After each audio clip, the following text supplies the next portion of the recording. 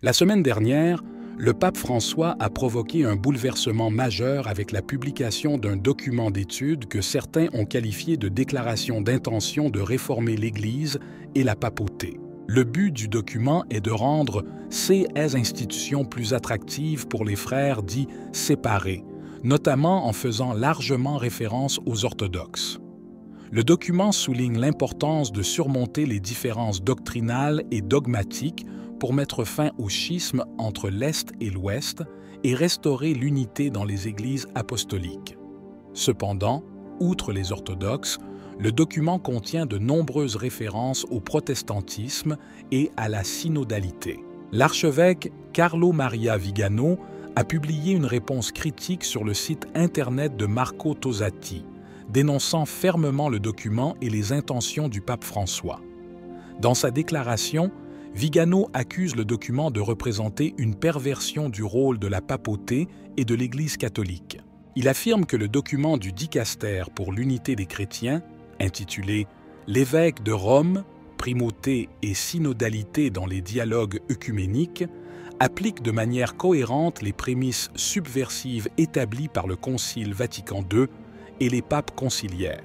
Selon Vigano, la messe a été radicalement transformée, prenant la fausse conception d'un dîner protestant, tandis que le rôle du prêtre a été réduit à celui de simple président d'une assemblée. En outre, Vigano accuse le document de transférer l'autorité aux évêques par le biais de conférences épiscopales et de synodes, arguant que le pape doit désormais être réduit à un primus inter pares parmi les groupes chrétiens, abdiquant ainsi le rôle sacré et historique de vicaire du Christ. Ce changement, selon Vigano, représente une trahison des fondements mêmes de l'Église catholique. Vigano continue en accusant la soi-disant secte bolienne de se préparer à rejoindre d'autres communautés schismatiques et hérétiques, en acceptant leurs erreurs. Selon l'archevêque, le document représente une tentative concertée de détruire la papauté dans son essence immuable en tant que vicaire du Christ. Il dénonce le fait que le pape François, en déformant la papauté, la transforme en une institution collégiale et apparemment démocratique, en l'alignant sur une structure antéchrist destinée à favoriser le nouvel ordre mondial.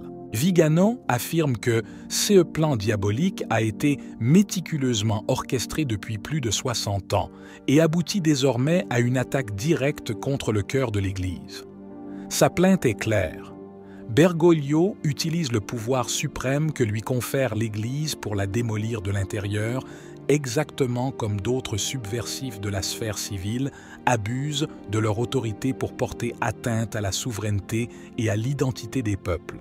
Vigano compare cette révolution conciliaire à la Révolution française, décrivant l'action de Bergoglio comme le point culminant d'un complot démoniaque soigneusement planifié et désormais en action. Vigano a également critiqué le document pour sa représentation de la tradition catholique et de l'œcuménisme. Il a déclaré que le document n'est qu'une répétition de ce que Jean-Paul II espérait déjà dans l'encyclique Ut Unum Sint, inspirée du Concile Vatican II. Cependant, Vigano affirme que l'approche du document est sournoise, présentant les mêmes idées précédemment condamnées par l'Église dans des termes nouveaux et apparemment acceptables. En outre, Vigano s'est dit préoccupé par le fait que le document cherche non seulement à unir les catholiques aux orthodoxes, mais mentionne également le protestantisme et promeut la synodalité. Selon Vigano, cela pourrait conduire à une confusion doctrinale et à une fragmentation accrue de l'Église catholique. Il a souligné que le document tente de discréditer la papauté en la transformant en un rôle purement cérémonial et symbolique, sans la véritable autorité suprême qui lui a été donnée par le Christ. Vigano a souligné comment le document semble ignorer l'enseignement traditionnel de l'Église concernant la primauté papale, promouvant plutôt une vision qui accorde une plus grande importance à la collégialité et à la synodalité. Selon Vigano, cette perspective porte atteinte à la doctrine établie par le Concile Vatican I, qui définit le pape comme ayant une juridiction pleine et suprême sur toute l'Église. En outre, Vigano s'est dit préoccupé par le fait que le document semble ouvrir la voie à une nouvelle religion de l'humanité, souhaitée par les élites, un projet qui, selon lui, est planifié depuis des décennies. L'objectif est unir toutes les religions sous une seule autorité mondiale en annulant les différences doctrinales et dogmatiques au nom d'une unité superficielle. Il pense que ce plan est orchestré par des groupes qui visent à renverser les fondements de l'Église catholique en la transformant en une institution qui sert des intérêts laïques plutôt que spirituels. Selon Vigano, ce projet implique l'abandon du titre de « vicaire du Christ » pour le pape, le reléguant à un simple titre historique sans réelle autorité. Dans un contexte plus large, Vigano a lié CS Réforme à la démission du pape Benoît XVI, la décrivant comme un élément clé d'un plan à long terme visant à affaiblir la papauté.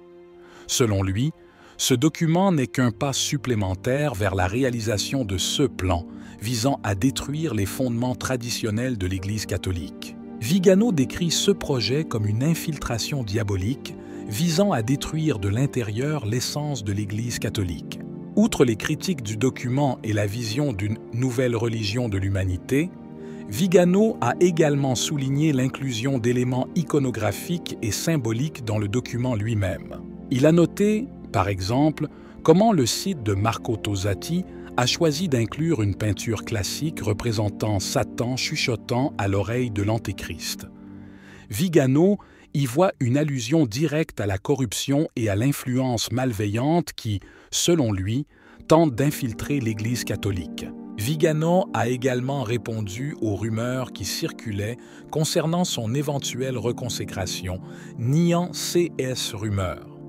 Il a déclaré avoir contacté des personnes proches de lui qui ont nié ces allégations, estimant que les rumeurs faisaient partie d'une tentative concertée visant à le discréditer. Il a souligné comment des sources romaines et d'autres organisations tentent de diffuser de la désinformation pour discréditer sa personnalité et ses déclarations contre les réformes proposées par le pape. Vigano a également critiqué la gestion de la situation du père Rupnik, un prêtre qui continue d'être inclus comme consultant officiel du Vatican, malgré les graves accusations portées contre lui. Ceci, selon Vigano, est un autre signe de la crise morale et du manque de transparence au sein de la direction de l'Église. Dans son discours, Madame Vigano a lancé un appel sincère aux fidèles catholiques, les exhortant à rester fermes dans leur foi malgré les difficultés et les défis auxquels l'Église est confrontée. Il a souligné l'importance de défendre la pureté de la doctrine catholique contre ce qu'il considère comme des tentatives d'infiltration et de corruption venant de l'intérieur même de l'Église. Vigano a averti les fidèles que les réformes proposées par le pape François et d'autres dirigeants ecclésiastiques pourraient conduire à une perte de l'identité catholique et à la soumission aux intérêts laïques. Il a exhorté les catholiques à résister à ces réformes et à maintenir leur fidélité aux enseignements traditionnels de l'Église, leur rappelant que la mission spirituelle de l'Église ne doit pas être compromise. L'archevêque a également réitéré l'importance de la prière et du dévouement personnel, encourageant les fidèles à intensifier leurs pratiques religieuses en cette période de crise. Il a rappelé que la force de l'Église réside dans la foi et le dévouement de ses membres, et que chaque catholique a un rôle crucial à jouer dans la défense de l'Église contre les menaces internes et externes. Qu'en penses-tu? Si vous avez aimé la vidéo, commentez « Amen ». Que Dieu te bénisse.